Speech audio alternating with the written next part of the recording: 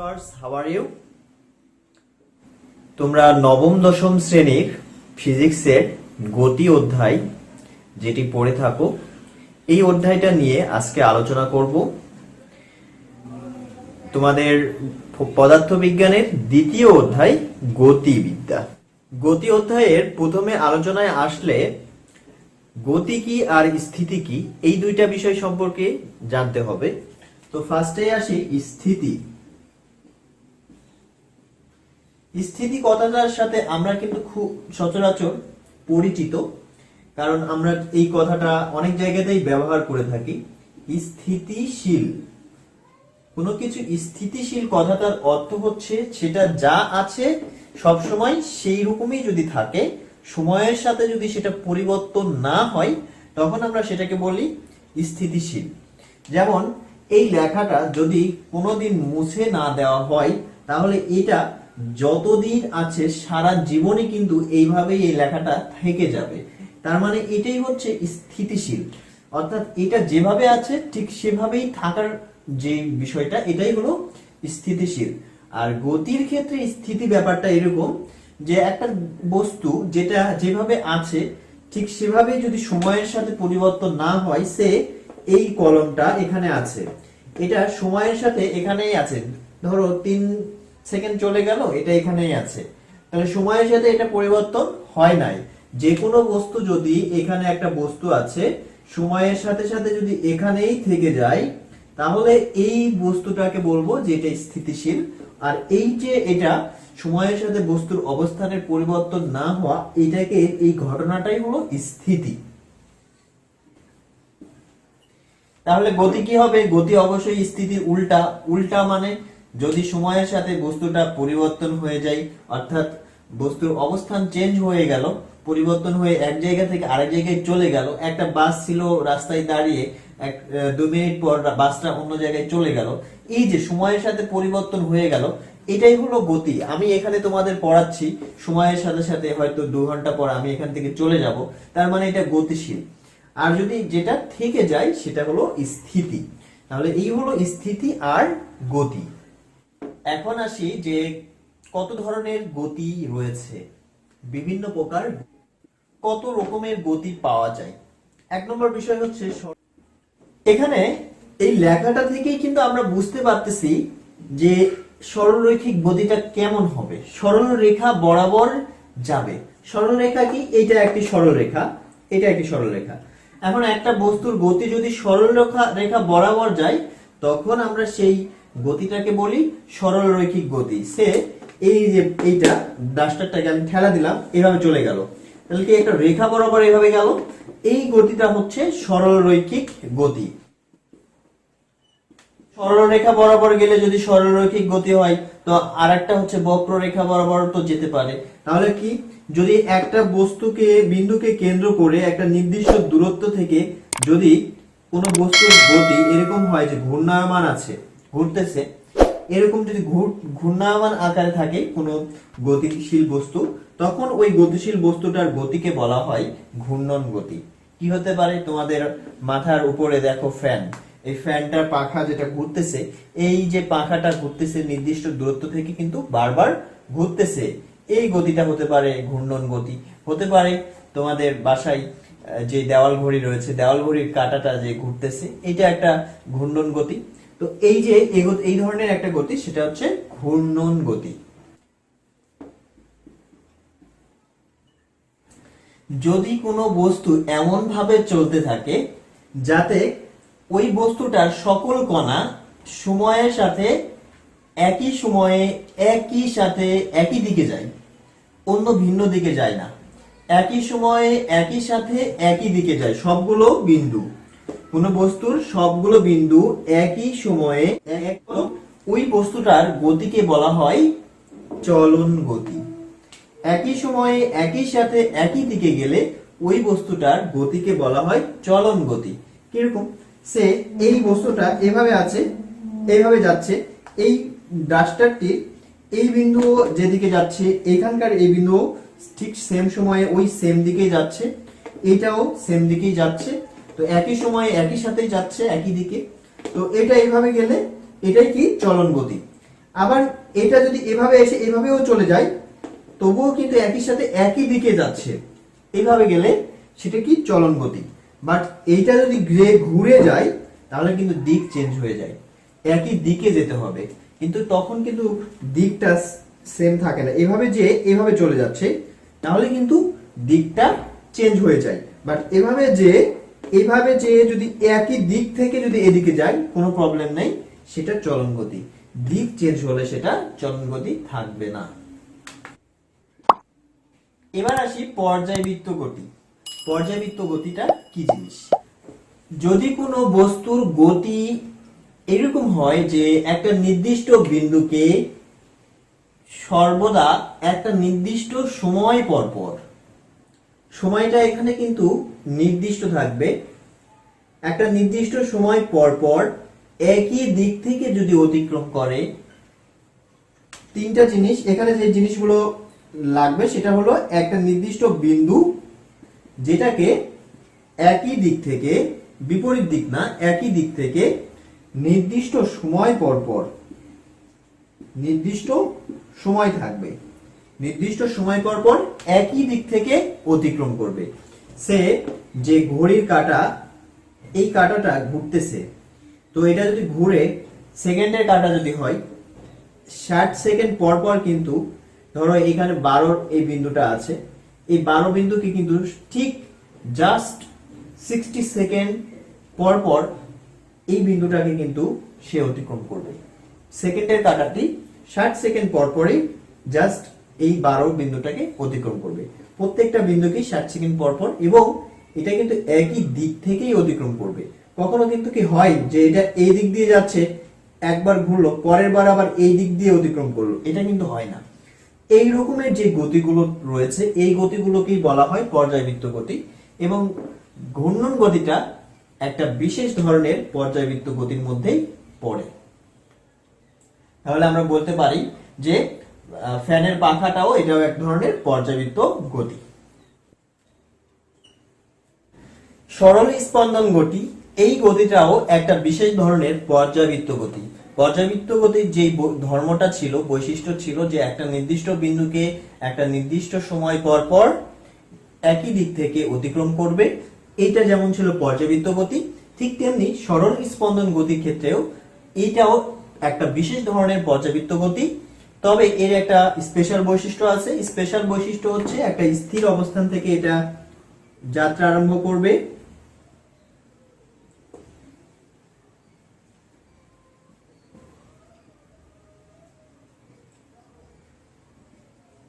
স্থির অবস্থান থেকে যাত্রা আরম্ভ করে এটা একটা সাম্যাবস্থার দিকে অতিক্রম করবে, এবং সাম্যাবস্থায় এর বেগ সর্বোচ্চ হবে।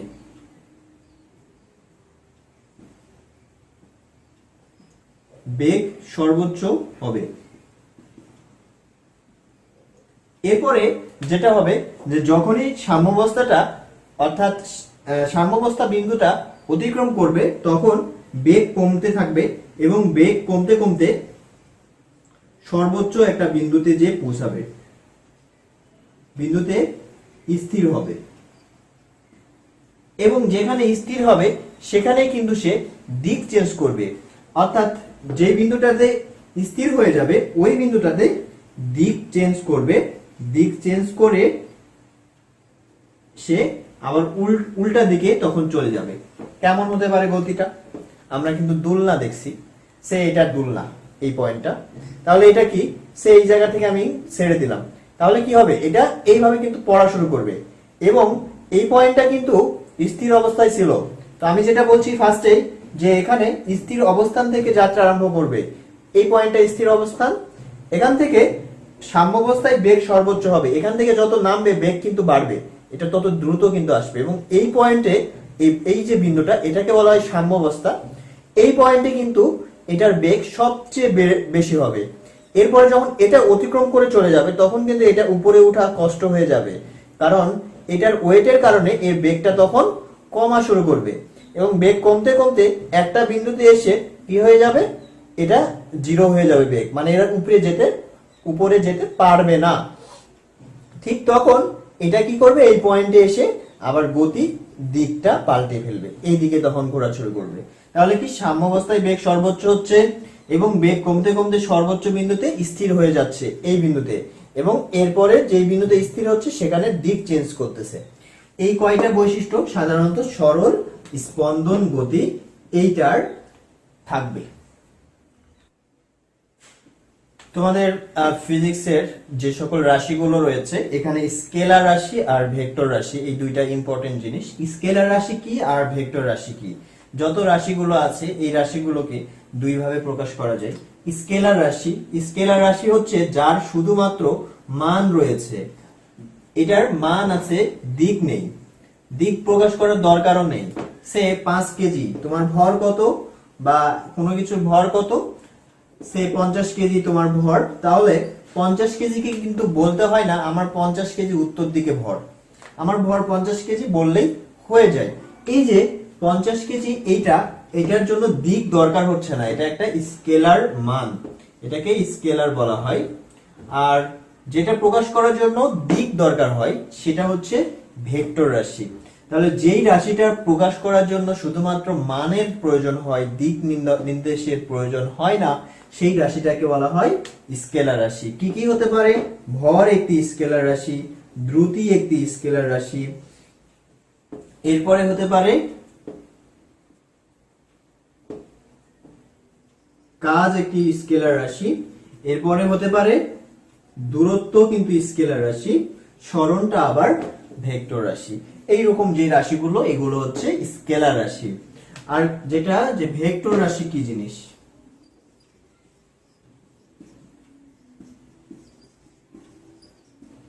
ভেক্টর রাশি যে রাশিটা প্রকাশ করার জন্য আমার মান ও দিক উভয়ের প্রয়োজন, যে রাশিটা প্রকাশ করার জন্য মান ও দিক উভয় প্রয়োজন,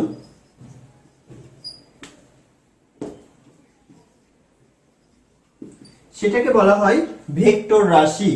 বেগ 50 কিলোমিটার/আওয়ার, একটা দিক বলতে হবে এই দিকে, এটা একটা ভেক্টর রাশি। ভেক্টর রাশির দিক নির্দেশ করতে হবে, বেগ, সরণ, ত্বরণ, বল, এইগুলো হচ্ছে ভেক্টর রাশি, টর্ক, এগুলো ভেক্টর রাশি। তাহলে ভেক্টর রাশিকে কিন্তু প্রকাশ করার জন্য ভেক্টর চিহ্ন দিতে হয়। সে এ একটি ভেক্টর রাশি, এর মাথায় কিন্তু এরকম একটা তীর চিহ্ন দিয়ে প্রকাশ করতে হয়, যেটা দিক এই দিকে, এটা দিয়ে দিক বোঝানো হচ্ছে, আর এটা হচ্ছে মান বোঝানো হচ্ছে। এভাবে ভেক্টর রাশিগুলোকে প্রকাশ করা হয়। এবার আসি দূরত্ব আর সরণ।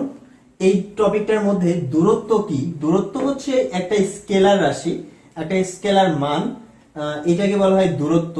সে এই যে এইটা এখানে ছিল, এই বিন্দুতে ধরো এখান থেকে এটা এই পথে ঘুরে এই পয়েন্টে আসছে, কিংবা এটা এখান থেকে ঘুরে এই পয়েন্টে আসছে। এখন তুমি স্কেল দিয়ে মাপতেছো, মেপে এখান থেকে এইটুকু মাপ বের করলা, এটা কি একটা যে মাপটা পেলা, সে এটা যে 1 মিটার দৈর্ঘ্য পেলা, এই যে দৈর্ঘ্যটা, এই দৈর্ঘ্যটাই হচ্ছে দূরত্ব। দূরত্বের শুধুমাত্র মান লাগে, দিক লাগে না, কারণ এটা একটা স্কেলার রাশি। সো দূরত্ব হচ্ছে জাস্ট দূরত্বটা, এখান থেকে এখানে যে দূরত্ব, এটাই বোঝানো হচ্ছে। আর সরণটা, সরণ কি? দূরত্ব মানে দৈর্ঘ্য বোঝায়। সে এখান থেকে একটা বিন্দু এই পথে ঘুরে ঘুরে এই পয়েন্টে এসে পৌঁছাইছে, তাহলে দূরত্ব কত? দূরত্ব কিন্তু তাহলে তোমাকে এইখান থেকে এই পুরো পথটা হিসাব করে যে দূরত্ব পাওয়া যাবে, এই দূরত্বটা হবে, এটাই হবে দূরত্ব, যে দৈর্ঘ্যটা পাওয়া যাবে বলা যায়। এই সম্পূর্ণটা ঘুরে যে দৈর্ঘ্যটা আসতেছে, দূরত্ব সে দৈর্ঘ্য, এটাকে আমি সম্পূর্ণ দৈর্ঘ্য বলতে পারি।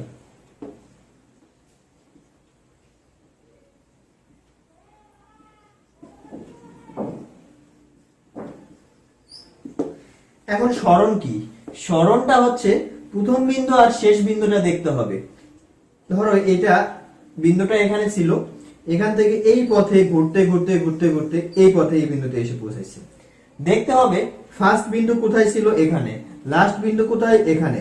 এই দুইটার মধ্যে সরাসরি সোজাসুজি যে দৈর্ঘ্য, সোজাসুজি যে দৈর্ঘ্য, এই দৈর্ঘ্যটা হচ্ছে সরণ। তাহলে এটার সরণটা হচ্ছে, ধরো এখানে এ, এটা বি, তাহলে এই যে এ বি এই পথে যেটা পাচ্ছি এইটুকু হচ্ছে সরণ, এটা সরণ। আর এই যে এই পথে যেটা পাচ্ছি এইটা হচ্ছে দূরত্ব। তাহলে দূরত্ব আর সরণের মধ্যে পার্থক্য তোমরা বুঝতে পারছো।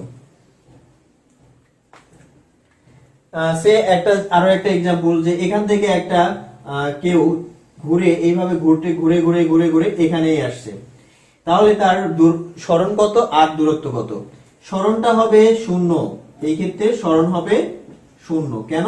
কারণ প্রথম বিন্দু আর শেষ বিন্দু এখন একই অবস্থানে অবস্থান করতেছে।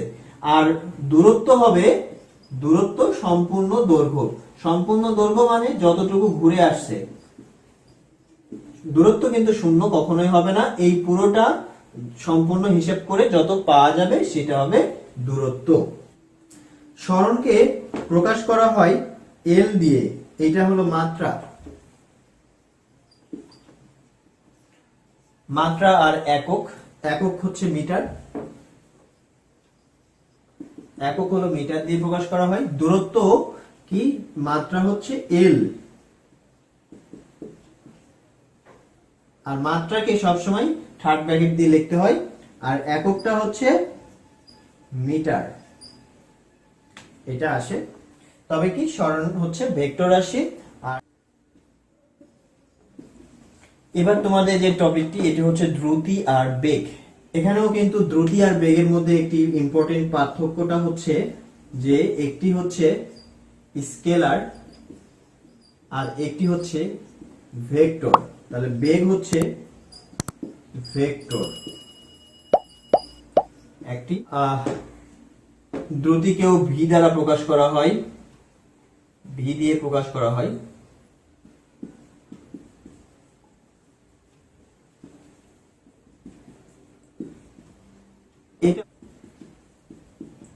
এরপরের যে বিষয়টি সেটি হচ্ছে যে বেগ কাকে বলে আর দ্রুতি কাকে বলে। দ্রুতি এটা হচ্ছে ভি দ্বারা প্রকাশ করা হয়। ভি ইকুয়াল টু হলো এস বাই টি। এসটা হলো দূরত্ব, দ্রুতির ক্ষেত্রে দূরত্ব আসবে, বাই হচ্ছে সময়। আমরা যে কোনো সংজ্ঞা বের করার সময় কি করব? নিচেরটাকে এক ধরবো। তাহলে সময় যদি একক হয় তাহলে আমরা ভি ইকুয়াল টু পাবো দূরত্ব। তাহলে কি বলবো? যে বেগ না, দ্রুতি দূরত্বের সমান, ইকুয়াল আছে, দ্রুতি দূরত্বের সমান। কখন? যখন সময় একক, সময় হবে একক। তাহলে এখান থেকে কিন্তু আমরা একটা সংজ্ঞা দিয়ে দিতে পারবো। কিভাবে? যে দ্রুতি কাকে বলে? দ্রুতি হচ্ছে দূরত্ব কখন? যখন হচ্ছে এক হবে সময়, অর্থাৎ 1 সেকেন্ডে যে দূরত্ব অতিক্রম করে, কোন বস্তু 1 সেকেন্ডে যে দূরত্ব অতিক্রম করে সেটাকে বলা হয় দ্রুতি। কোন বস্তু 1 সেকেন্ডে যে দূরত্ব অতিক্রম করে সেটা হচ্ছে দ্রুতি। এভাবে কিন্তু আমরা সংজ্ঞাটা বলতে পারি। কোন বস্তু 1 সেকেন্ডে যে দূরত্ব অতিক্রম করে সেটি দ্রুতি। এবার আসি বেগ। বেগের ক্ষেত্রে কিন্তু বিষয়টা জাস্ট দূরত্ব না হয়ে সরণ হবে, কারণ সরণের দিক আছে আর দূরত্বের দিক নেই। তো দূরত্ব হলো স্কেলার আর সরণটা হচ্ছে ভেক্টর। তো এই ক্ষেত্রে বেগ যেহেতু একটা ভেক্টর রাশি, তো সেই ক্ষেত্রে আসবে এটা কিন্তু সরণ বাই সময় হবে, আর সময়টাকে একক ধরতে হবে। তাহলে একক সময়ে যে কি আসবে? ভি ইকুয়াল টু সরণ হচ্ছে, নিচে যখন এক হয়ে যায় সময়টা তো এক, তাহলে সরণটা চলে আসতেছে। তো এই ক্ষেত্রে আমরা বলতে পারি বেগ কাকে বলে? সরণকে। কত সময়ে সরণ? 1 সেকেন্ডের সরণ। একটা বস্তু 1 সেকেন্ডে যে সরণ হয় সেটাই হচ্ছে বেগ। 1 সেকেন্ডে যে সরণ হচ্ছে সেটাই কার সমান? বেগের সমান। তাহলে আমরা বলতে পারি যে একক সময়ে কোনো বস্তুর যে সরণ হয় বা যে সরণ হতে পারে সেটাই হচ্ছে বেগ। তাহলে বেগ কাকে বলে? একক সময়ে কোনো বস্তুর যে সরণ হয় তাকে বেগ বলে। এটা আমরা বলতে পারি। এখন আরো একভাবে কিন্তু আমরা এটা বলতে পারি যে কোনো নির্দিষ্ট দিকে একক সময়ে কোনো বস্তু যে দূরত্ব অতিক্রম করে সেটাকেও বেগ বলা যায়। কারণ দিক বললে আর সরণ বলার দরকার নেই, সরণ একটা ভেক্টর রাশি, তো সরণ বললেই কিন্তু তার ভিতরে একটা দিক আছে অলরেডি। আবার যদি বলা হয় যে একটা কোনো দিকে আবার যদি সরণ দাও, তার মানে দুইটা দিক হয়ে যায়। যে একটা নির্দিষ্ট দিকে একক সময়ে কোনো বস্তুর যে সরণ তো অলরেডি একটা দিক আছেই, আবার কোনো নির্দিষ্ট দিকে, তাহলে ডাবল কিন্তু দিক হয়ে যায়। তো এখানে যদি বলে যে কোনো নির্দিষ্ট দিকে একক সময়ে কোনো বস্তুর যে দূরত্ব অতিক্রম করে সেটাকে বেগ বলে, তাহলেও হয়।